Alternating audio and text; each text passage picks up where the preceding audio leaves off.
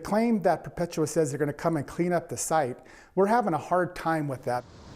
People are raising red flags about the proposed Stibnite gold project in central Idaho.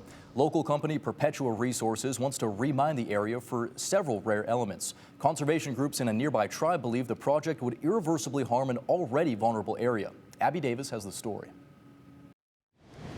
It's what takes care of us. It's what sustains us. The South Fork of the Salmon River, the ancestral homelands of the Nez Perce people. We've been here for thousands of years, and we've fished these areas, we've hunted these areas, we've gathered roots, berries. Throughout time, tribe members have stayed connected to the land, including Emmett Taylor Jr. My family, and there's many Nez Perce families, come down on an annual basis. We come down for a week to come down to fish, to be a part of the land. But they're worried a proposed mining operation would further devastate the landscape scarred by historic mining. Boise-based Perpetua Resources hopes to mine the Stibnite District for gold and other rare elements. This would be one of the largest gold-producing mines in the United States. We evaluated what they were trying to propose, and at the scale of what they're trying to do, the tribe just had no other choice but to just oppose this project in its entirety. The Idaho Conservation League opposes the project too. It's a high-risk mining project from our perspective. Both groups want the U.S. Forest Service to change its mind when it releases a final decision on the project, likely by the end of the year. The Forest Service approved a revised version earlier this fall. That draft shows the project would disturb or redisturb about 3,200 acres by creating or expanding 3 open pits. Other new infrastructure includes an ore processing area and tailings storage facility. John Robison with the ICL says the mine would pollute the waterway. We're going to look at high levels of arsenic and sediment and temperatures that are really going to create a permanent pollution problem in the very headwaters of the South Fork Salmon River watershed. And the impacts that are going to happen to the landscape up there could be detrimental to ESA-listed endangered species, Chinook salmon, bull trout. If those resources aren't available, Taylor Jr. says their 1855 treaty rights to fish, hunt, and gather in the area would be violated.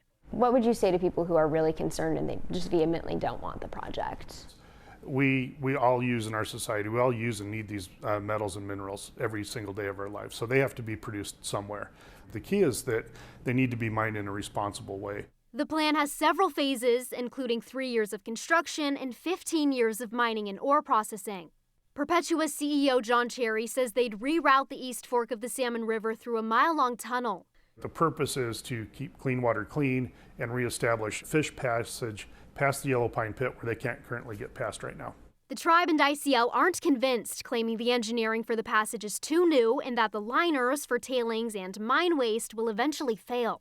Mining waste doesn't stay on site. It tends to move downstream.